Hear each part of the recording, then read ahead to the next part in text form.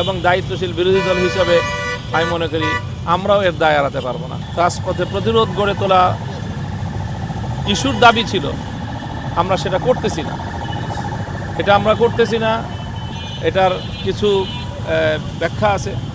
কিন্তু এরপরও আমরা লজ্জিত যে আমাদের ছেলেদেরকে আজকে অনশন পর্যন্ত যেতে হয়েছে। এবং এখান থেকে যদি কোনো দুর্ঘটনা ঘটে, আল্লাহ না করুন, তাহলে এর জন্য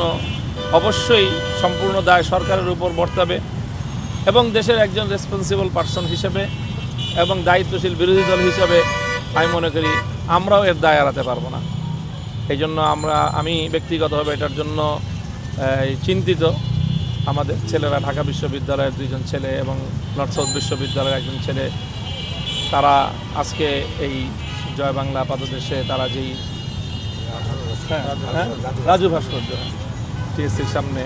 রাজু ভাস্কর্যের সামনে তারা যেই অনশন শুরু করেছে, আমি শহীদ পরিবার সহ আমি তাদের প্রতি সহমর্মিতা প্রদর্শন করছি এবং তাদের এই দাবির সাথে, তাদের এই প্রক্রিয়ার সাথে সংহতি প্রকাশ করছি এবং আমি সরকারকে আহ্বান জানাবো সরকার যেন বিষয়টাকে নিয়ে আর বেশি জলঘোলা না করে, বিষয়টা যেন বাস্তবায়নের একটা সম্মিলিত প্রয়াস যেন তারা গ্রহণ করে এবং বিরোধী দলকেও আমি আমার জায়গা থেকে এখানকার বার্তাটা নিয়ে পৌঁছাবো যে তারা বিরোধী দলের